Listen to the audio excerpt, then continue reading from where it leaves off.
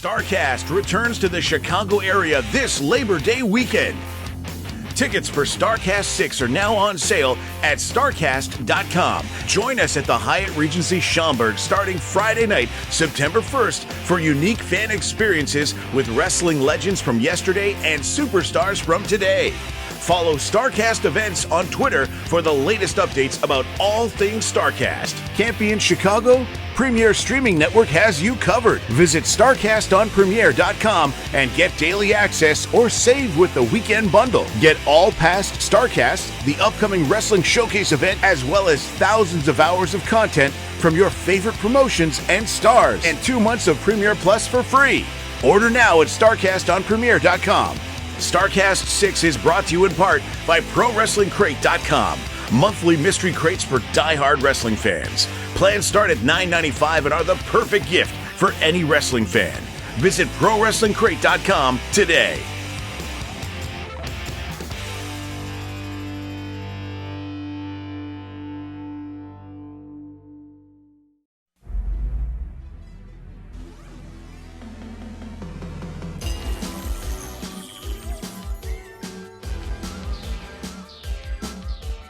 The recognized symbol of excellence in sports entertainment.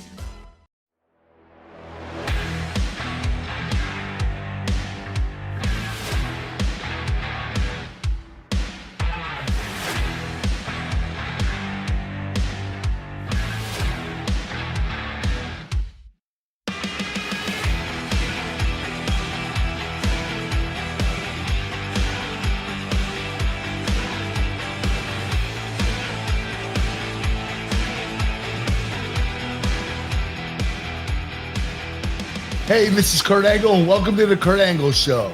On the show today, we'll be discussing when I defended my TNA title against Sting and Matt Morgan. But first, let me introduce to you my co-host, Paul Bromwell. How you doing today, Paul? Hey, Kurt. Great to see you. I'm doing really well, and I'm excited to be here with you again this week right here on the Kurt Angle Show.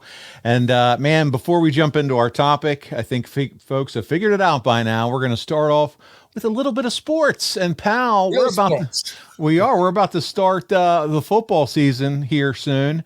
And I thought what we would do this week is find out your preseason prediction on who you're picking Steelers. No. to win the Super Bowl. And I thought I'd make it a little easier for you. So I'm going to ask you, give me 2 top teams in the AFC and 2 top teams in the NFC that you see as the proverbial favorites, if you will, to make it to the Super Bowl this year. All right. AFC, I'm going to say Kansas City Chiefs. Okay. All right. And I'm going with the Cincinnati Bengals. Joe Burrow. A good team right now. Okay. NFC, Philadelphia Eagles and the 49ers. Okay. Brock Purdy. Good draft this past year, and they have a strong team. So I think one of those 2 is going to make it to the Super Bowl.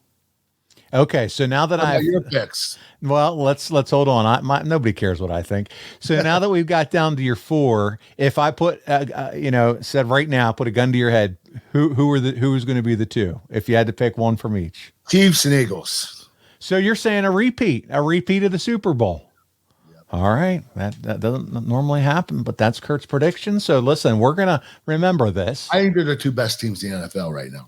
Hey, listen, the Eagles reloaded, or they didn't even need to reload. They loaded up with even more players between the draft. I think they drafted Georgia's entire team and just what they did there, just free agency, bringing in the running back from the Detroit line. They are loaded. So with the NFL, man, it's all about avoiding injuries. It is a big part of it. Everybody's going to have injuries too. So you can't make your way around that. But you know what? If you have depth, that's important too. So it's going to be fun. Listen, we're excited. Kurt and I are big football fans. We got to see each other last year at a Steeler game. And who knows, maybe this season we'll see each other at another Steeler game. I hope not. And there you go. So we're off to a fast start here on the Kurt Angle Show. F me. And he says he hopes not. So speaking of that, let's have some fun then. And I'm going to blame this right on your wife, Giovanna, because she recently posted on her Instagram story that Feet Finder offered Messi $2 million to post feet pics on their website. So she tags you and says, Kurt, get those socks off, baby, and make us some money. So listen, we have listeners. They want to know, Kurt, will you be bearing it all anytime soon, ripping off those ankle socks and showing the world your unmanicured toes to make that money? Nobody in this world is going to want to see my toenails. Trust me. I'm an amateur wrestler. There's nothing but fungus everywhere on my toes. People could be into that, man. They like all kinds, all sorts, you know? There's a lot of freaks out there. I even have some extra toes growing out. Oh, so you have like a sixth toe coming out the side, a little mud. Yeah. You have bunions that could be toes. They have nails growing on them. All right, It's Giovanna. not the prettiest, no. Well, Giovanna, there's your answer. The hubby is not taking off the socks to make some money. But isn't that crazy now? Feet Finder, you can, for these celebrities, they're offering millions of dollars. That is ridiculous, really. $2 million. You never had a foot fetish, Kurt? No, never did, never want to. Feet are disgusting. Knowing what my feet look like, I don't want to see other people's feet either. Okay, well, there you go. I thought we'd have a little fun with that, and you can blame it on your wife. Moving on, let's talk about wrestling. That's why everybody's here this week. And as I said last week, we got done through the SummerSlam run. We did 03, we did 04, we did 05. And we're transitioning into some TNA action. And we're here this week talking Hard Justice 2009. We have a big debut, and you're wrestling two men for your TNA title. And so let's get started, because we're following up on your match against Mick Foley at Victory Road, which we covered last month. So if you haven't checked out that episode, make sure you do. It's in the archives. But the Impact after that features the story of you and Foley continuing. But first, you have a promo, and we're going to talk about that right here from what Dave Meltzer had to say. This is from the July 23rd, 2009 Observer. And he says, Angle had the mic in his hand as he stood with the entire Mafia in the ring. This is the Main Event Mafia. And Kurt, and I'm going to preface this because I'm going to be doing a lot of kind of backstory on this episode. And we have a lot of listeners that followed you in your WWE days, but not as many that maybe followed you in your TNA days. So some of this is a good history lesson, bringing folks up to speed on this. But Meltzer said that, Kurt, first of all, you said that now you're in control, and you want to assure everyone that nobody's getting fired. He said he's a compassionate person. He said he wants to give the fans a great show. He said now they're heading to Nashville, Tennessee with a list of demands. He said the front office is willing to work with them. He asked what would happen if they walked out on TNA. He said that all that would be left would be a bunch of losers who would ride TNA right into the iceberg. The fact is, TNA needs the Main Event Mafia. And that is exactly the message that the wrestlers in real life want management to believe. So there you go. Was this art imitating life with the Main Event Mafia here, Kurt? Listen, man. That was all written for us. We didn't believe that. And not by any means. When you're talking about AJ Styles and Samoa Joe and what they've been able to accomplish in TNA, it wasn't just us, the Main Event Mafia. Now, storyline, yeah, that was us, acting like we were better than everybody else. But no, I didn't have that feeling in my head, at least. How was the Main Event Mafia backstage? You guys, were you a strong unit, getting along, having fun, or no? Yeah, I mean, you know what? We gave a lot of advice out. Like we were the ones that people would go to for advice, for matches and stuff or promos. So, Kevin Nash and Booker T and Scott Steiner and, Sting and myself, we were the guys that people would go to. I mean, we were the ones that had the most experience. And so we weren't like, hey, we're better than everybody else. We're not talking to anybody else. We were good at communicating with everybody backstage. So Main Event Mafia backstage, we were just one of the other boys. One of the challenges, or I guess some feedback too, that fans have called out or noticed or whatever the case may be, is that it seems like whoever was the champion in TNA, they had a lot of control And then you always typically had at least 3 people that were different authority figures in the company as well. Do you feel like that as a result of that, there was a big logic gap sometimes in TNA? Yeah, because the champion always called the shots, and the champion was always right. The champion always said what would go on. It was kind of weird because we did have authority figures that we should have been listening to and following, but the champion usually did whatever he wanted to do. Well, Meltzer goes on to say, Kurt said Nash, Booker T, and Steiner are willing to put their titles up for grabs for the fans' entertainment. He said, with Jeff Jarrett at home and Sting licking his wounds thousands of miles away, there's only one person left to deal with, and that's Mick Foley. He asked, what does Mick Foley really do? He said he lets the inmates run the asylum, and he's not the wrestler he once was. He said that he's just taking up space in his sweatpants. Foley's music then interrupted. Angle's whole promo was disguised as a heel promo, but in reality, it was propaganda that matches the reality of TNA that the Millionaires Club had created and that management has enabled. Were you worried that they kept booking Mick in the ring with you at this point, Kurt? No, I mean, listen, Mick, no matter what you think about Mick or whether he was over the hill or whatever, Mick is an experienced wrestler. He's been in the ring for numerous years, 30-something years. He can kind of promo better than anybody else. He'd go in that ring, even if he didn't wrestle for 10 years, and he could still have a great match. I wasn't that concerned that Mick was in the ring. And it wouldn't have mattered to me if we would have wrestled 25 times or 50 times. Getting in the ring with Mick Foley, I was never concerned about that. Yeah. Well, the story continues here because Foley said he did make him tap. He said he wanted to get away for a while until he heard what he was trying to convince the front office. He said on Sunday night, everyone in the Mafia backed up what they had bragged about. He said everyone else dropped the ball and no one did worse than him.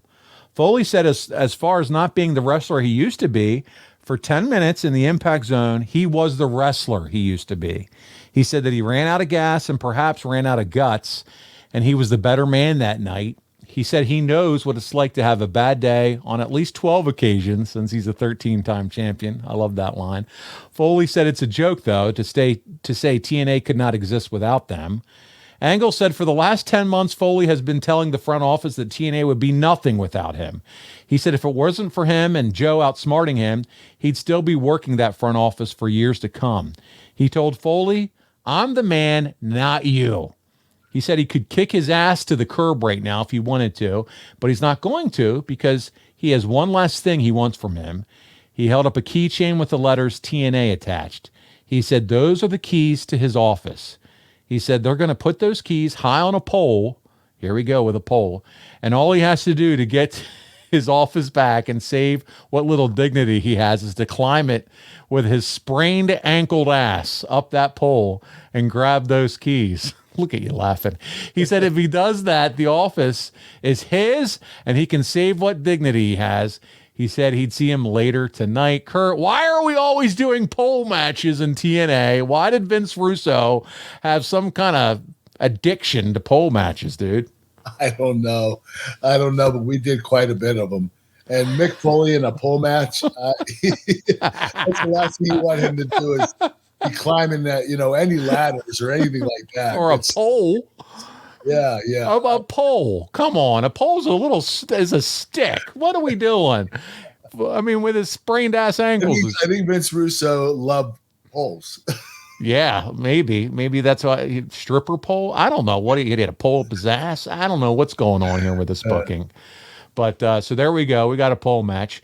Mick Foley defeats Kurt Angle via DQ in 9 minutes. Foley was gimpy from the start. Well, that sounds like fun. They played up how difficult it would be for him to climb the pole. You think? Foley managed to fight off Angle with punches and knock him to the floor. He then went for the keys again. He was very slow, and Angle returned to the ring and yanked him hard at the mat.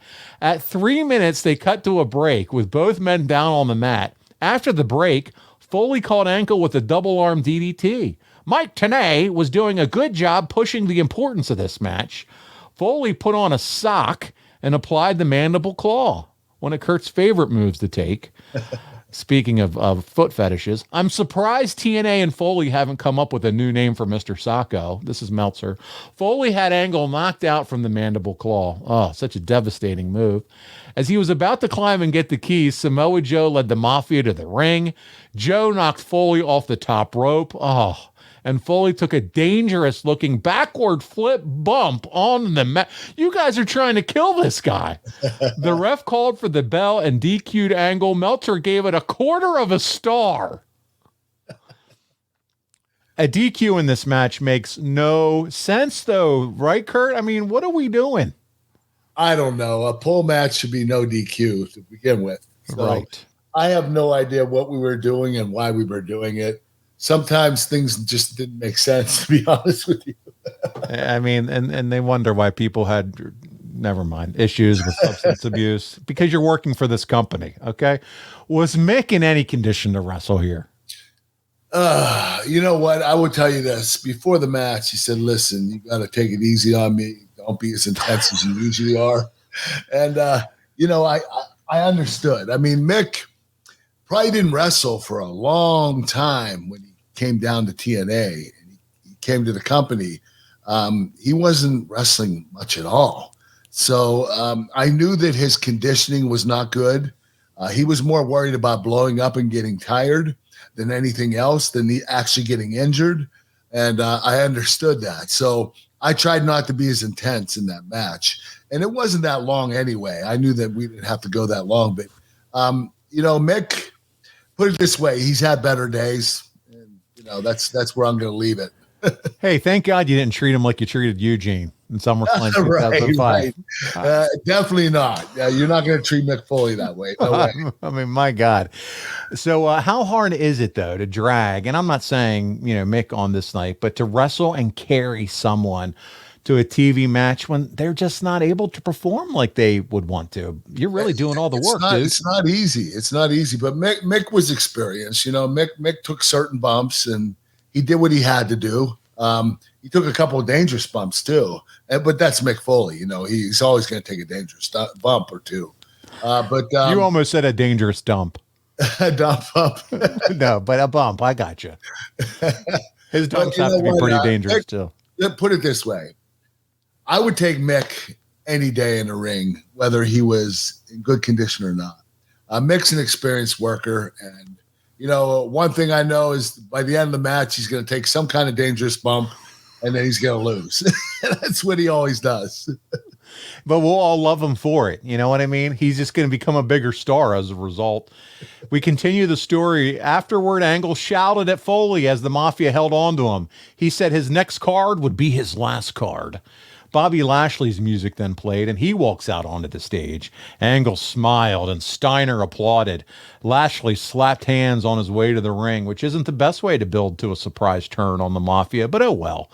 He then hugged Angle. The fans booed. Foley looked on helplessly. Lashley readied himself to punch Foley, but then turned and punched Angle and clotheslined the rest of the Mafia members. Don West yelled, "What's going on here?" Tenay said, "The mixed martial arts star, the World Wrestling Champion, Bobby Lashley, taking it to the Main Event Mafia. Take that, Don West." How was that for Mike Tenay? Was that okay? That was pretty damn good. The show ended with the Mafia fuming at ringside as Lashley posed in the ring. But man, what do you think having Lashley debut like this and turn babyface? Do you think it was the right move? Yeah, I mean, listen, we had to even up the sides. We were already talent heavy with the Main Event Mafia.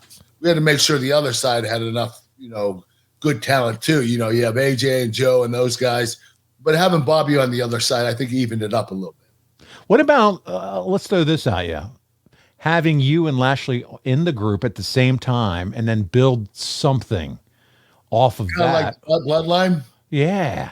Or was this? That would have been a good idea. Okay. Of course, the Bloodline's doing that right now. I wish we would have had that information back then.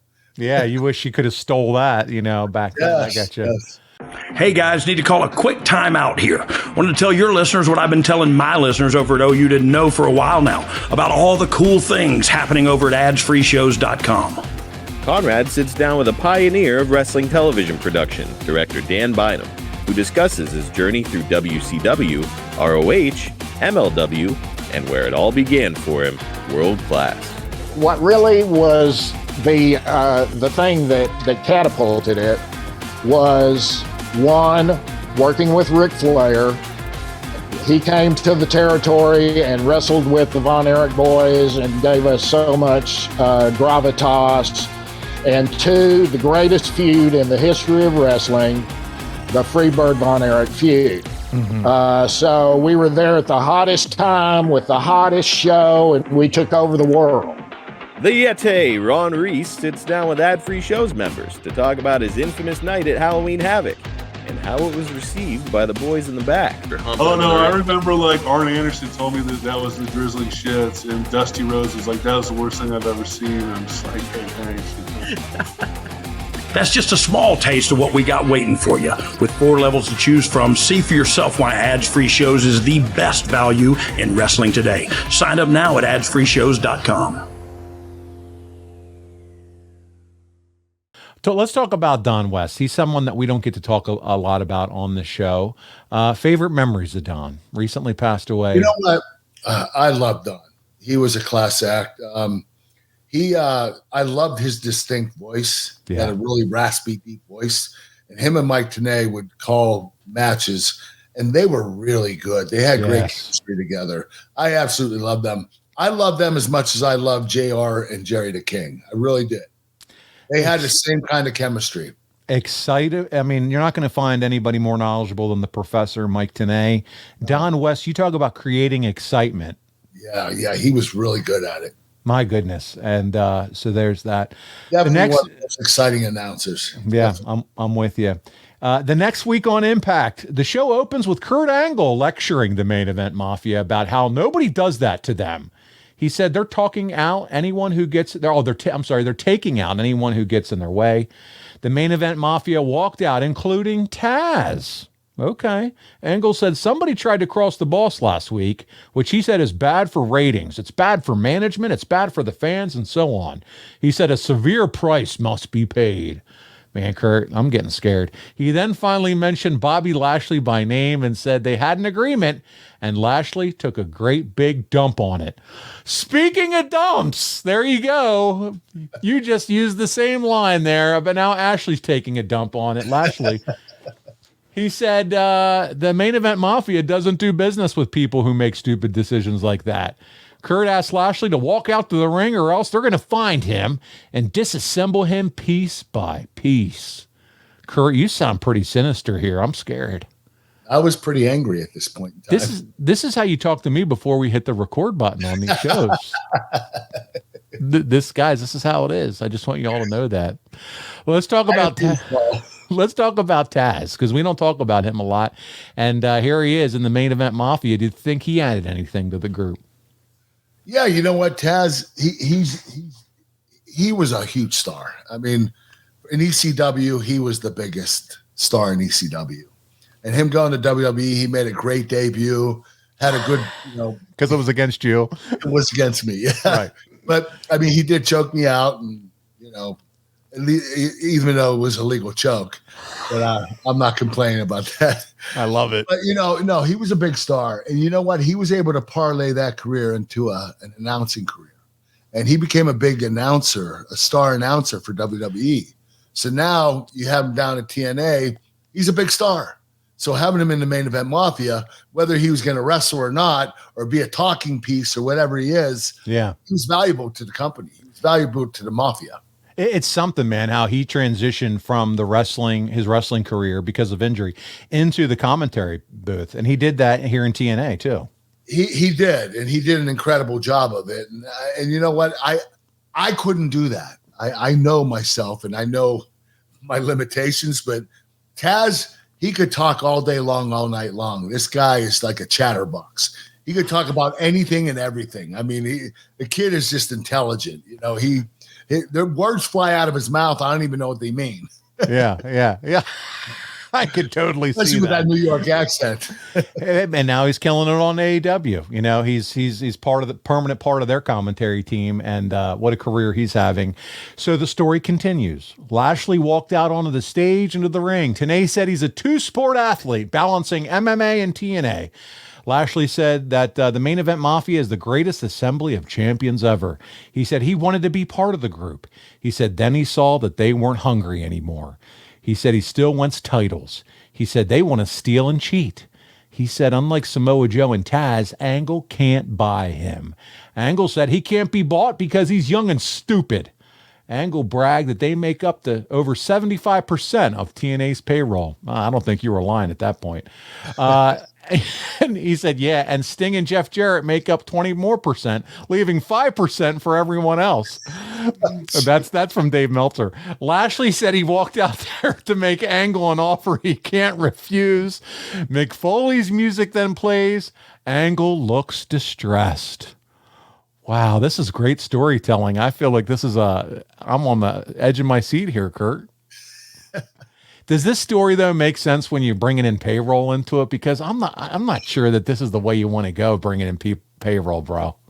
You know what? Saying that 5 guys in the company control 75% of the payroll, and the other 25, and then the other 2 have 20%, and the rest of the roster. I mean, talk about setting a bad message out in the world. Yeah, that is not what you want to do. You want to make the wrestlers, you want to make the fans believe all the wrestlers are wealthy and they all have money and they're all big stars. And by doing that, you're degrading the company. You really are. Especially saying what I said was degrading. It is a little too much inside baseball, you know? It is, yeah. You know, even if it was true. Even though you were a millionaire Angle down there, you know, what are we doing? This is probably not that healthy for the locker room.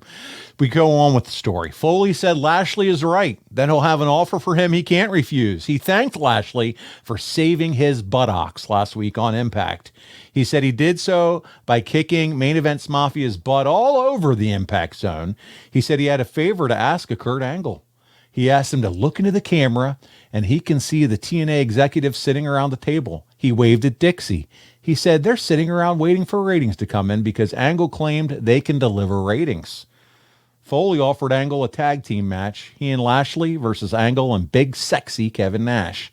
He said it's a tag match, but the singles titles are both on the line. He said that way, if either he or Lashley pins Angle, they're the TNA champion. Same with Nash. Wes said it sounded one-sided. Foley said if they win, they get the monster ratings they've been promising everyone. Angle stepped toward Lashley and said if he wants to try to show him up, it's on. Other Main Event Mafia members held him back from going after Lashley. Kurt is not playing around. Was this the right way to put Lashley in the ring for the first time ever in TNA as we look back at this? Well, yeah, it was. Because you're putting him together with all the top guys in the company. True. I mean, you have all that muscle out there. Might as well add Bobby Lashley to it. I think it was a great debut for Bobby.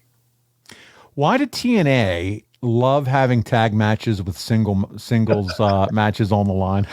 I don't know. They did it all the time. I have no idea what that means. You know, having a tag match. And the world title and the Legends title is on the line if someone gets pinned. So if someone pins Kurt Angle, they win the world title. If someone pins Kevin Nash, they win the Legends title. That makes no sense. It's a freaking tag match. So we have that this week, along with their obsession with pole matches. So we're having some fun this week. Do you think they mentioned Dixie so much because it made her happy, Kurt? Be honest. No. Oh, I don't think so. You know what? Dixie, all right, I'm not going to lie. Dixie loved, having some press. Yeah, FaceTime. She wasn't over the top about it. Dixie's not the kind of person that's going to be like, hey, put me on TV just so I can be on. Yeah, say my name. Right. Or say my name on TV. She's going to want to be a part of an important storyline or something that she could be useful for. But no, Dixie is a class act. She never tried to get on there just to be famous. No. Okay. And you have a great relationship at this point. I had a really strong relationship with Dixie. It's about as strong as it gets between an employee and their boss. Definitely. That's great.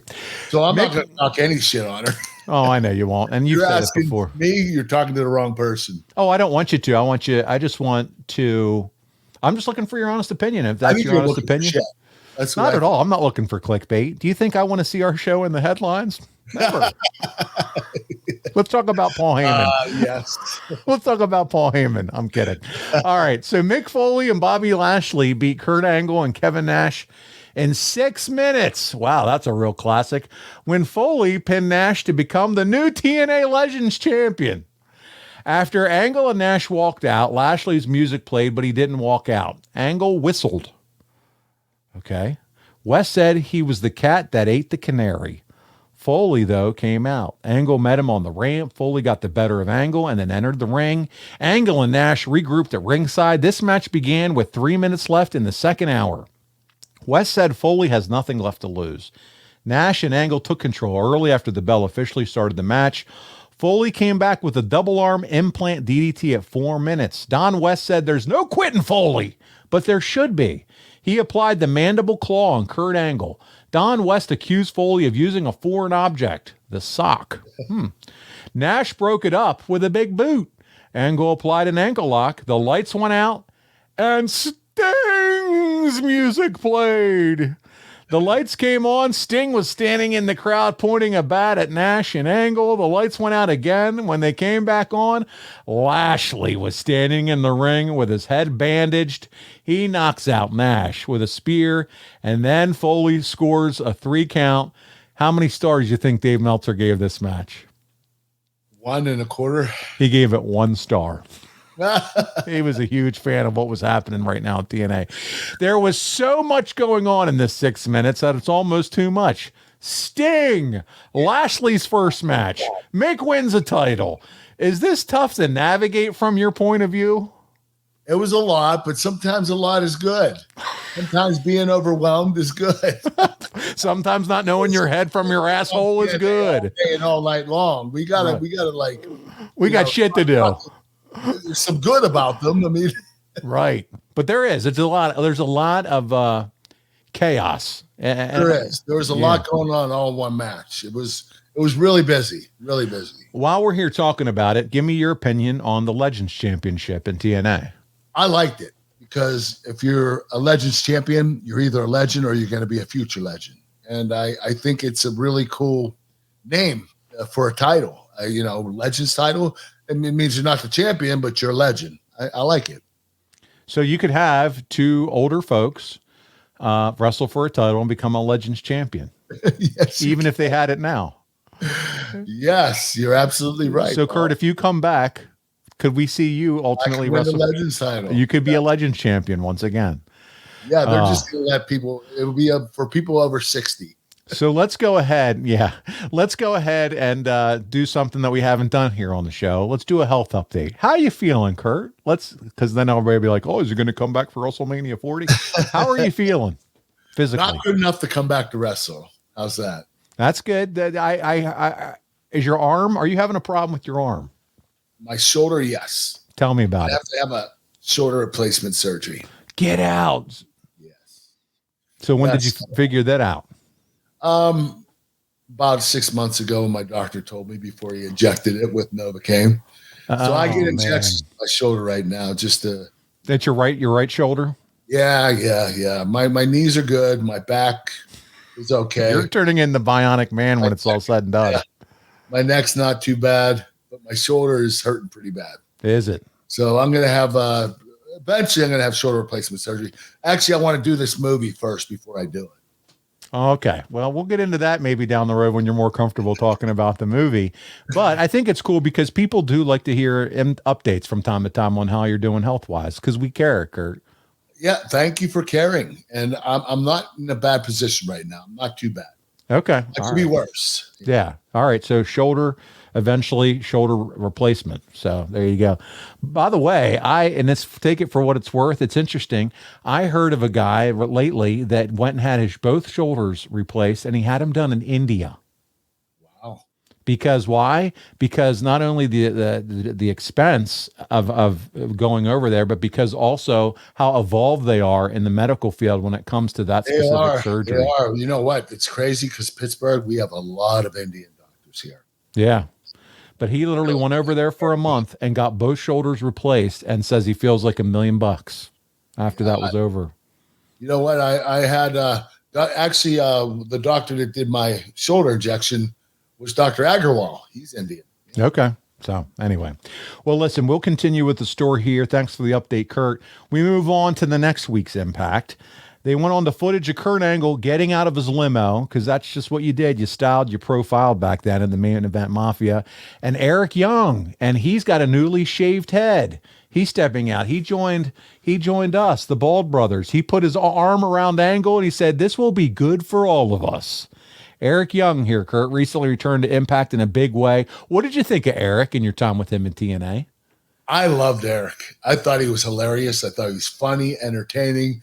I actually could not take him seriously. Like when he was doing this Main Event Mafia gimmick, I was like, this ain't fucking happening. Like this kid is way too goofy to do this. Right. Because he was always doing something goofy. You know, Eric Young was so fun. He was a lot of fun to watch and he was hilarious. And I just couldn't picture him in this position. That sounds like somebody that we need to have on the show sometime, because it sounds like we would have Eli, definitely. Him or Jay Lethal. I'm telling you, Jay Lethal. Too. Well, we had Jay on, remember, and it was and we had a good time with him. But Eric Young, if he's like that, I think the three of us would have a good time. So we'll have to get into Eric Young maybe. They're both funny dudes, man. So Meltzer continues with the story as usual. The Main Event Mafia walked to the ring to introduce the show. Booker T seems like he's very amused with himself as usual. Angle talked about Mick Foley allegedly winning the Legends title last week from Kevin Nash. He said two things went wrong in that match. First, Sting was up in the crowd causing a distraction, and Bobby Lashley caused damage. He said he talked to the TNA board of directors, and they agreed the decision was a complete and utter sham. They said the only way they'd let the decision stand is if Nash got a rematch at Hard Justice. He said he has been forced to strike a deal because everyone is ganging up on them. He pointed to the entrance set and outwalked the World Elite faction. So did you guys open the show way too much in TNA at this point, or was it just too much every week? We burned the show. Oh, why wouldn't we? I mean, if you think about it, there were 5 of us, sometimes 6, and we had a program with each one of the wrestlers. So the 6 storylines that were going on in TV were 6 of the Main Event Mafia characters. So we had to open up every time. We didn't have a choice. We were the show. So there was never, hey, maybe we don't open with us this time. It was like, okay, here we go. Let's do this. Let's open with the Main Event Mafia. Here we come. Over all the programs. Yep, we're the studs. Meltzer goes on. Eric Young told Kurt Angle that it's his honor and privilege to be taking over TNA side by side with Angle. He said his men are 100% dedicated to the cause and willing to do whatever it takes. He said if the American fans treated them as stars, this could have all been avoided. He said it's now about more than Lashley and Foley and Sting. It's about an entire disgusting nation that should be held personally responsible. He said the nation should feel deep, terrible guilt for what they're about to do to their heroes. Boys, let the cleansing begin, he closed. Let me ask you this, Kurt. Do you think there were too many factions here? You have this World Elite buddying up to the Main Event Mafia, or do you like this whole faction? You know what? I'm not going to lie to you. Factions have always been good ideas. They've always been acceptable. I think there have been factions throughout wrestling since the beginning of it. So did we have too many at that particular time? I think we had around this particular time, we had Aces and Eights. We had Main Event Mafia. We had the World Elite. And Hernandez and Homicide, they were LAX along with the girl. I think it was Michelle or something. I forget her name. But there were a lot of factions. So factions are popular in wrestling. That's what draws money. That's how you sell merchandise. So we had a lot of factions, yeah. Factions can hit, that's for sure. We continue with the story. Jeremy Borash told Foley backstage that he never thought he'd see Young and Angle together. Foley said, no one is bigger than the business. He said, TNA is bigger than any one wrestler. He said, it's going to war. Sting and Lashley walked in the room. Sting said, it's showtime. Lashley said, let's do it. Were you happy, Kurt, to have Sting back? And did you know you were going to be working with him? I was happy to have Sting back. And you know what? I didn't work with Sting nearly enough as I should have. I mean, him and I were in TNA together for 10, 11 years? We only worked a few times. That's ridiculous. We were the two top guys in the company, and we barely ever worked together. So, yes, I was excited about working with Sting. Hey guys, Eric Bischoff here to talk to you about my friends over at SaveWithConrad.com. Are you looking to get out of debt?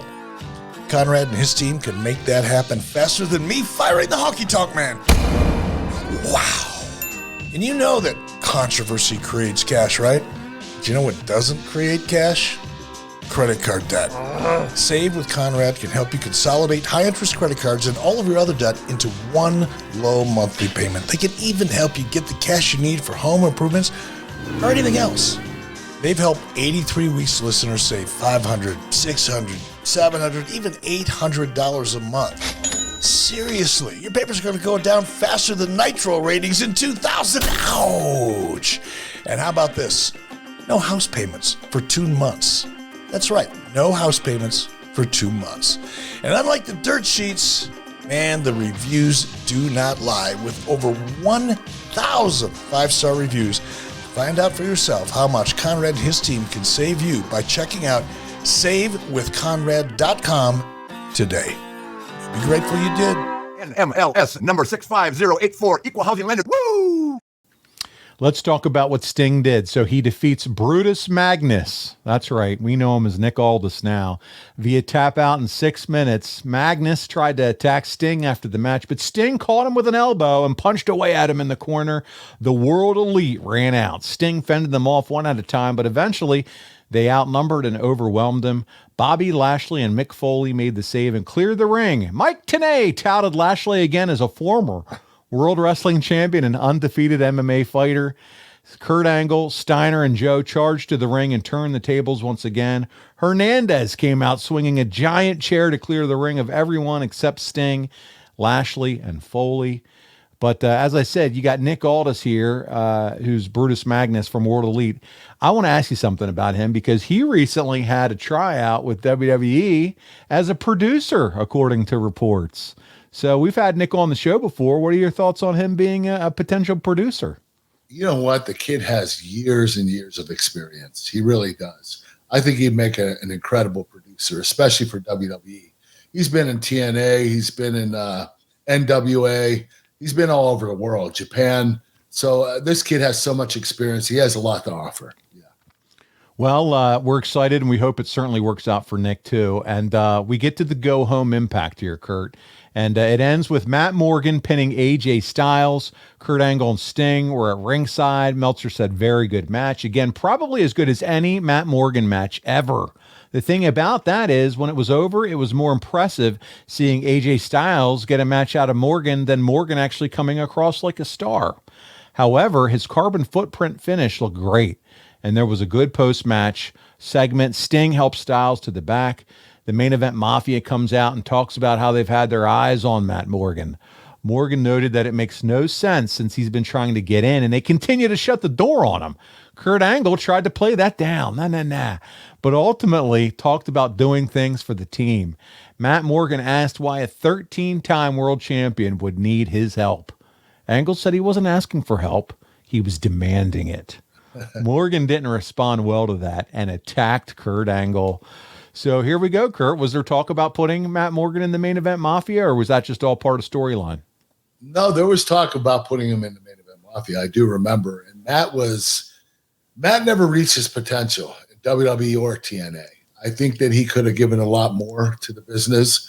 I think that he should have been a world champion. He was that talented. So I was looking forward to working with Matt, definitely. Do you have any idea at this point why he was added to your match? I believe because they wanted to push this kid hard. Okay. I honestly believe that's the reason why. They wanted to give this kid a chance and an opportunity that he never had before. We're going to talk about how you wrestled him at Bound for Glory in a few months. But, man, this is a big deal. The Observer says, let's face it, there are two things about Kurt Angle which seem diametrically opposed, but are actually tied together. He was probably the single most driven professional wrestler in the business, one of the best of his era. Look at Kurt's smile. An incredible athlete, and he certainly, from the outside, appears to have some things going on. It is that drive, though, that makes him go to lengths few would in the ring, given his condition. At 40, with apparent nerve damage that has caused his arms to atrophy, he is still consumed with it, at least on pay-per-view shows, proving himself to be the best wrestler in the business. He is likely going to greater lengths for lesser returns, a cycle that is going to likely continue. So, Kurt, were you starting to feel the issues with your body and injuries at this point, or what? Oh, yeah. My arms were atrophying because of my neck. I was getting a lot of injuries, knees, shoulders, everything. Wrestling took a wear and tear on me. I mean, pro wrestling especially. The bumping and everything I did for this business. I really put everything I had into the business. I didn't leave anything left. I mean, everything I put out there, I could honestly say that I gave everything I had to the business. There's nothing more for me to give. Kurt, to wrap up this episode, we are going to watch the match between you, Matt Morgan, and Sting. We're going to do some fan questions like we've done for some other longer match watch along. But we're going to listen to the intro because today they're going to build up the story as far as this three-way match. And so this is how we're going to finish the show. This is from August 16th, 2009. The great thing here is if you subscribe to our YouTube page, The Angle Pod, you can watch this without a filter. So you can watch it just like Kurt and I are today. Kurt, here we go. This is from Hard Justice. You, Matt Morgan, and Sting. Let's check it out. Main Event Mafia, currently available to you and your group of esteemed colleagues. Matt Morgan is here to make his time now. My patience is running thin. It's about time you make the right decision and make that right decision quickly. Champion or no champion, I'll guarantee you that this guy right here, the Blueprint, is getting in the Mafia. For Matt Morgan, this three-match series against AJ Styles could be a career changer. He is just 2 wins away from moving into his first pay-per-view main event, a World Heavyweight Championship match at Hard Justice. A win in this series could secure Matt Morgan's spot with Kurt Angle and company. Boom! It's over! What an impressive victory for the Blueprint Matt Morgan. At Hard Justice, it's gonna be the Blueprint Matt Morgan versus Olympico medalist Kurt Angle versus poor old Sting. One small last favor, and you're in the Mafia. And you can't mean to tell me Kurt Angle is actually suggesting that I help him retain his world title this Sunday at Hard Justice, right? If you think for 1 second I'm gonna pass this opportunity up just for you, you're crazy, Kurt. I'm gonna come in as the Blueprint Matt Morgan, and you can damn sure guarantee I'm walking out the new TNA World Heavyweight Champion. The Icons team, the Godfather, Kurt Angle, the Blueprints, Matt Morgan, the TNA World Heavyweight Championship. And here we go, ladies and gentlemen. This is what we have been anticipating. This is what we have been waiting for. It's main event time at Hard Justice, and the TNA World Heavyweight Championship is going on the line in a three-way matchup. Let's look at the 3 competitors now in the tail of the tape, and it's pretty obvious when you see that experience edge of the Icon Sting. But then take a look at the height, the weight advantage of the Blueprint Matt Morgan. And speaking of Matt Morgan, it was the best of 3 series win by Morgan over AJ Styles that has catapulted him to his first pay-per-view main event and his first world title shot. The defending world champion Kurt Angle insists he's going to use his power to make this Sting's last chance to become TNA World Heavyweight Champion.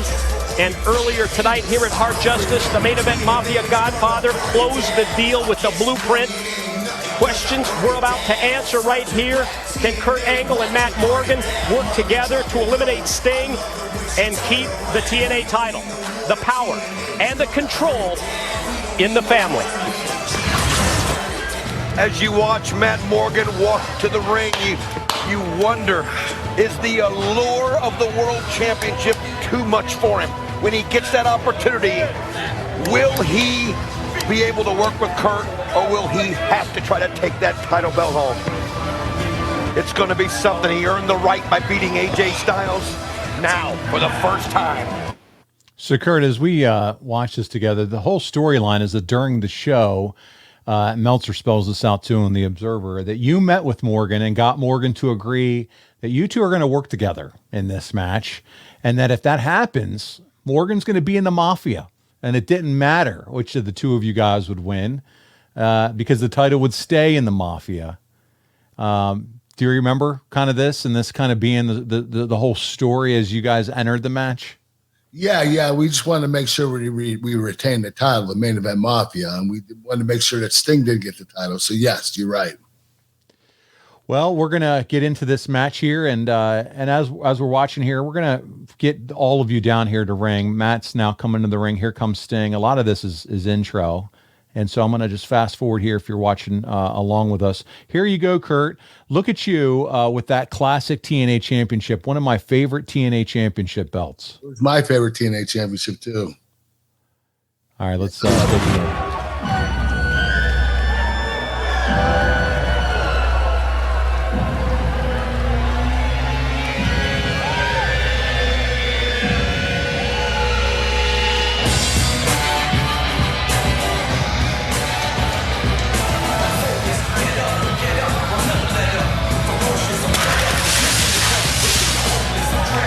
Kurt, whose idea was it for you to come up from the ground like that? Was that a TNA thing or your idea?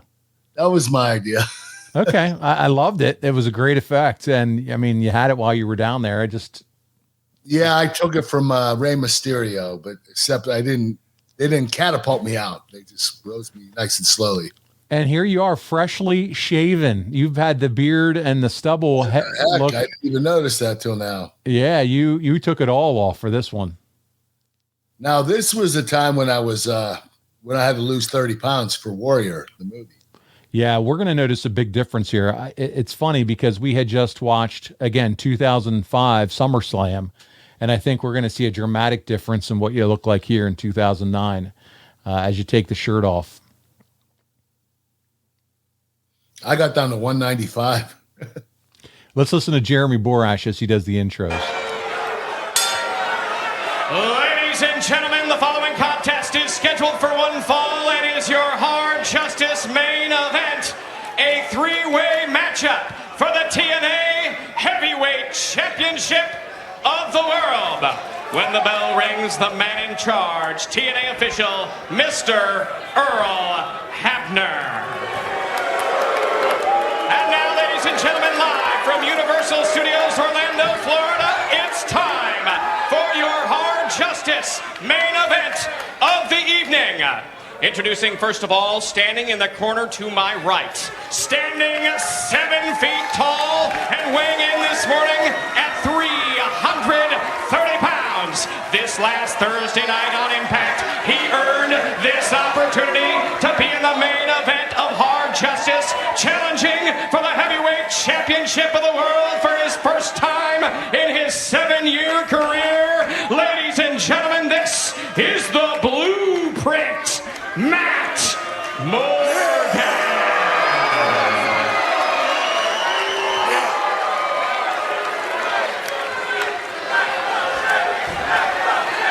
And now, ladies and gentlemen, introducing, standing in the corner to my left. He weighed in this morning at 265 pounds and comes to us from Venice Beach, California. Ladies and gentlemen, this is the legendary icon, Sting. That guy's timeless. What's that? He's timeless. Isn't he something? I was just thinking the same thing. The guy still looks exactly like that when I'm watching him on TV. I know. And look at you, man. You were so light. Oh, I was skinny. Of the Main Event Mafia and the current reigning and defending TNA Heavyweight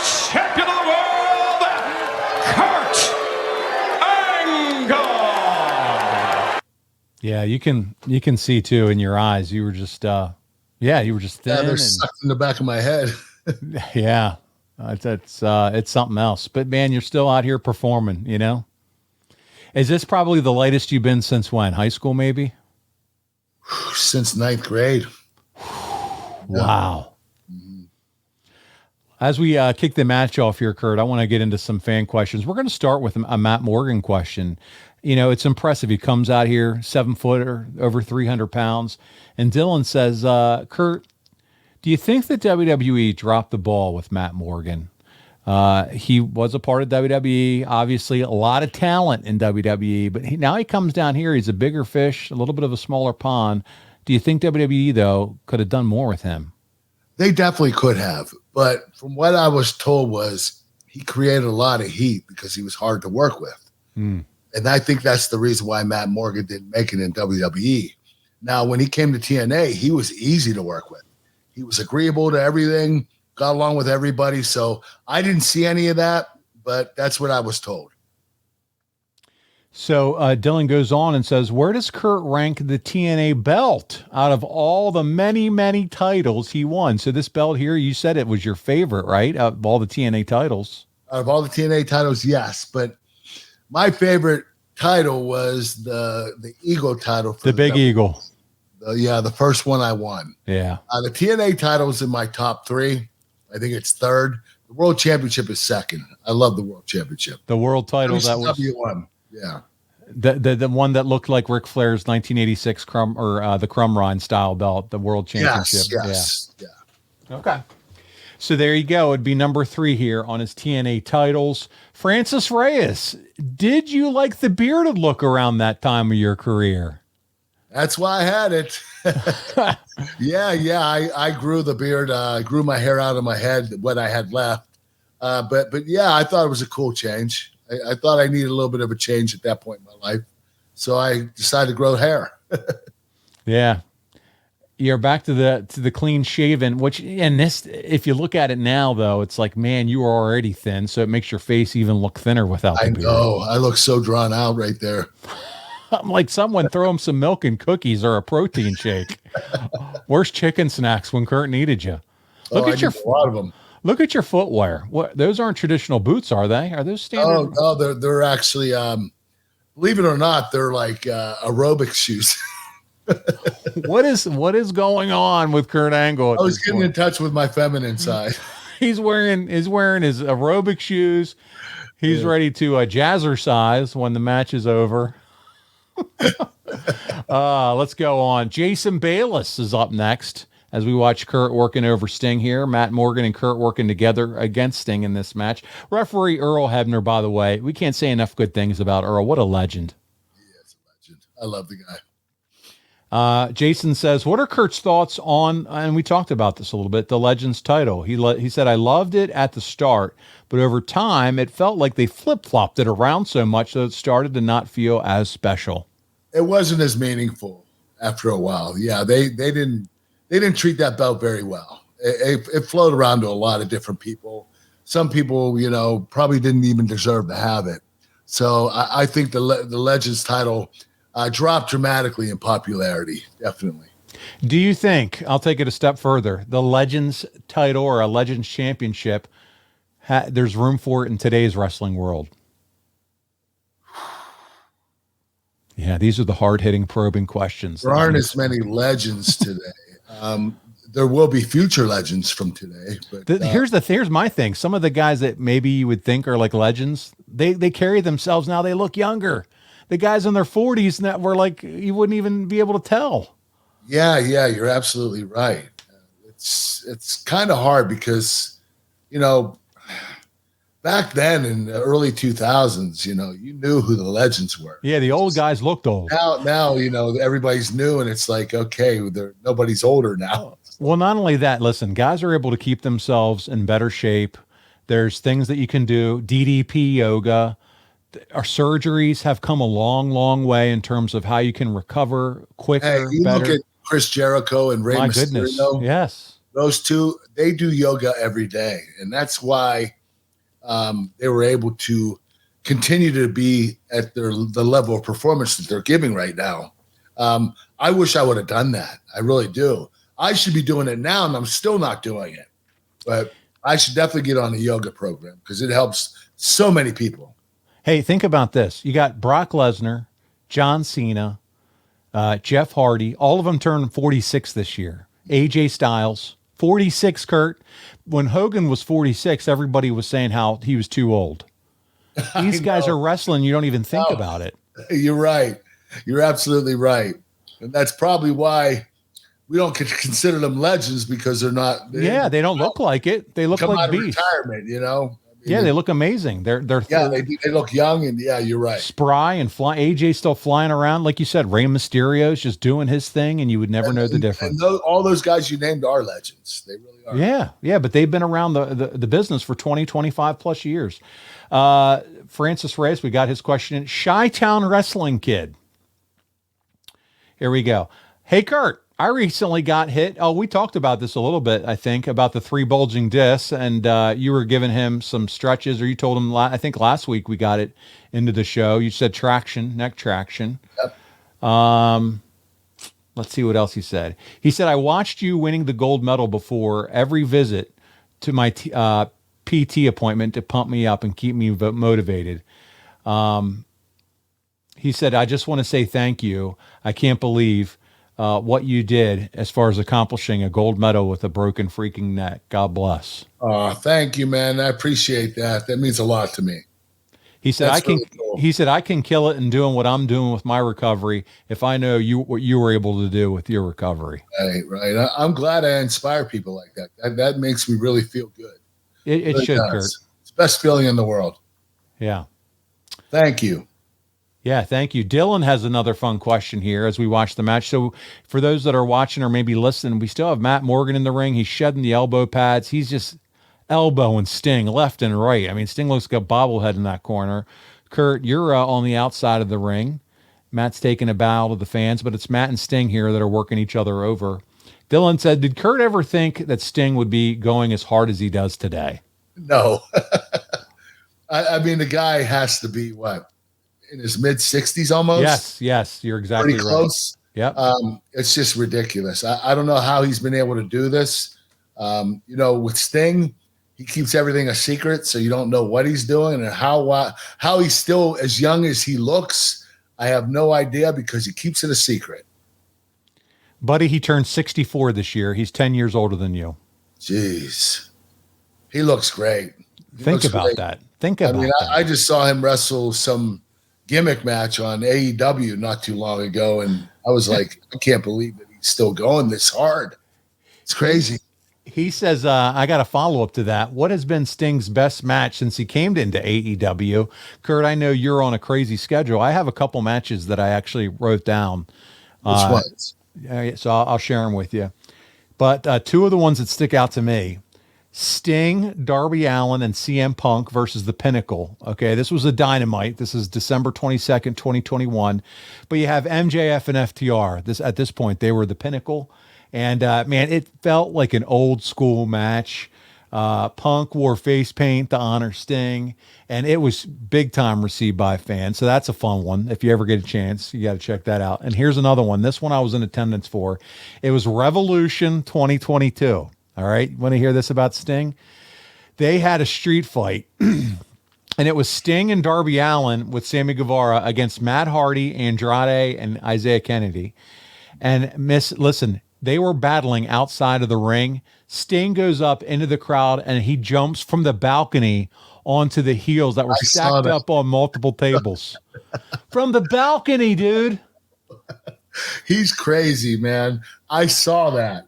And that was one of the most ridiculous bumps I've ever seen. He just did something off of the ladder, flying out of the ring through a table, and he looked like he kind of hurt himself doing that. He is unbelievable what he's doing right now. It's crazy. I mean, the guy hardly ever gets injured either. Yeah. I mean, he's the Lord is looking over him. That's for sure. Yes, he is. He said, thanks for everything, guys. Dylan said, even if you guys are Pittsburgh Pirates fans, he said, just kidding. I'm a huge St. Louis Cardinals fan. Hey, both of our teams are not doing great this year. The Cardinals are actually having a down year this year, but Dylan, we thank you so much for writing in. Matt Morgan's going for the pin here on Sting. The referee is nowhere to be found because they're working on you, Kurt. Let's listen a little bit of this match as we continue to watch it together. Well, you can see that he's trying to get his attention. Earl Hebner is just seeing to the well-being of somebody, but Sting is going to hit the scorpion death drop by Sting. Here we go. Back in. Count. Here we go. 1, 2. Matt Morgan is not being pinned yet by Sting. They're working on you on the outside. It looks like your shoulder. You look like you're in tears, buddy. Yeah, but I think this is a work. Really seriously hurt.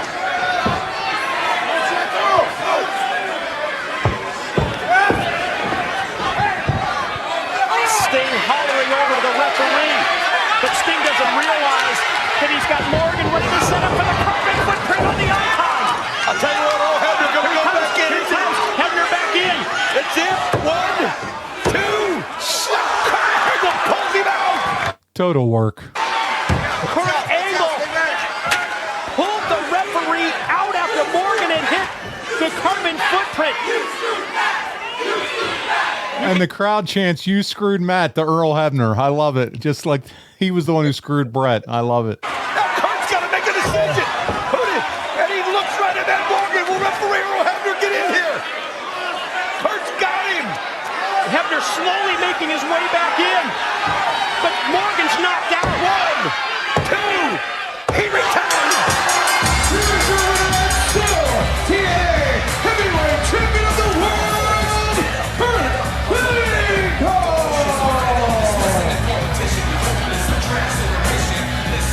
What a series of events we have seen in this TNA World Heavyweight Championship match.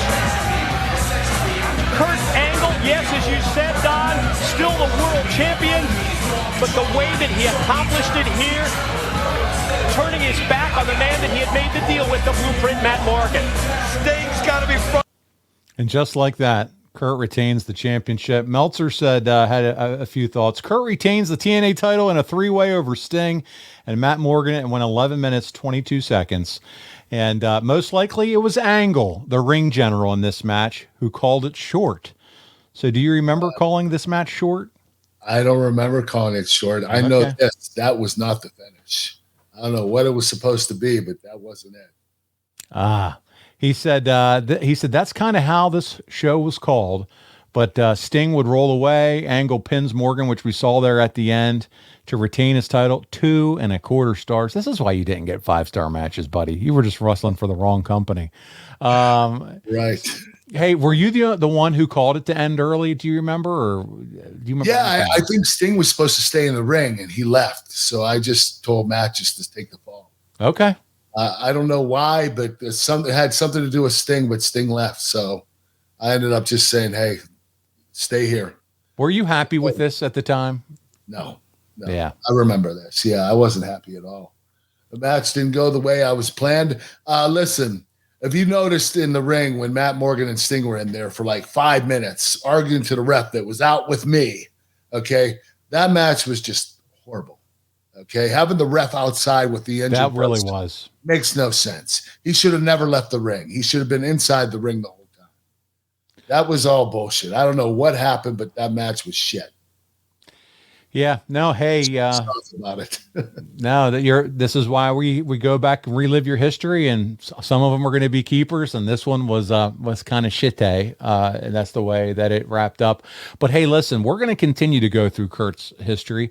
We're going to do more TNA. We're going to do more WWE, and we're going to continue to have some guests on as well. So, with all that said, if you want to continue to check out some of his top Impact Wrestling moments, you can do that by signing up at impactwrestling.com/packages and sign up with code Kurt. And you too can watch that match that we just watched, along with some of the other pay-per-view matches from Hard Justice 2009, and check out all the pole matches that they had, because there were quite a few. I'd love to hear how many they had in their existence. If someone Probably 150. If someone could come up for that, man, we'll give you a Kurt Angle t-shirt. Hey, listen, if your business targets 25 to 54-year-old men, no better place than to do it right here than advertisewithangle.com. Why? Because listen, man, we've seen success with it for years here on the show. So check it out, advertisewithangle.com right now, and find out more about how you can be a part of what Kurt and I are doing every single week here on the Kurt Angle Show. Also, check out adfreeshows.com. Kurt and I are doing bonus shows over there and having a lot of fun. So check us out over there. Also, find us on social media at The Angle Pod. Go to youtube.com/The Angle Pod. Turn on those notifications, like and subscribe it. It helps. It helps blast our show to others that may not be following. So we would appreciate that. Kurt, before we get out of here, as tradition on the Kurt Angle Show, we got to talk about chicken snacks, protein, and Kurt Angle brand. Start with the chicken snacks, physicallyfit.com. Oh, okay. Here we go. Kurt, did you knock yourself over there? My poster was falling off. The credenza. Whatever it is. Okay, what we have here are chicken snacks and Snack Smart Crispy Protein Bites. One's chicken protein, one's organic plant protein. We also have one with whey protein. There are 11 different flavors. Go to physicallyfit.com to order yours. Use the code AnglePod, get 20% off your first order, or go on the website and become a lifetime member and get 20% off the rest of your life. You're going to love these. They're delicious, high protein, low carbohydrate. Go to physicallyfit.com to order yours. 11 flavors. They're all awesome. Man, that sounds so great. I've had some. They're great. I've had pizza and I've had buffalo wing. You can't go wrong with the chicken snacks from our Olympic hero. Why don't you tell them about your protein? Because I hear that it's cookies and milk style protein, and it's very good. It's it is. in Yes, GNC. it is. Yeah. I partnered with Project One Nutrition. They came out with Kurt Angle American Dream Cookies and Cream Protein. It's whey protein powder. It's the best tasting protein on the market. You're going to love it. The whole theme is cookies and milk, and it's cookies and cream. You're going to absolutely love it. You can go to any GNC across the nation. They have it in there right now in their stores, or you go to projectonenutrition.com and order it on their website. You can order it that way as well. That sounds great, man. Listen, do it for your Olympic hero, but better yet, do it for your health. We all need more protein and less carbohydrates in our diet. With that said, finally, KurtAngleBrand.com. Talk about what you need more of in your life. It is Kurt Angle, and you can find it there, whether it's a milk carton, whether it's a cowboy hat, whether it's a cameo video. Kurt, that's where they can find it, right? Yeah, T-shirts, autographed photos. We got everything. We got cowboy hats, milk cartons, the whole ball of wax. I'll say it every week. It's the go to KurtAngleBrand.com to order yours, and I'll send it right to you. We are going to have a ball of wax made with Kurt Angle on it and sell it on the store one day. It's going to be a lot of fun. But listen, man, I've had a lot of fun with you today. We'll be back next week talking all kinds of stuff. So make sure you tune in. Listen, we love you and thank you all so much for supporting our show. Make sure you tell a friend, tell a neighbor, tell someone you don't like about the Kurt Angle Show, and I promise they'll be a fan. On behalf of your Olympic hero, Kurt Angle, this is Paul Bromwell, and we'll see you right back here next week on the Kurt Angle Show.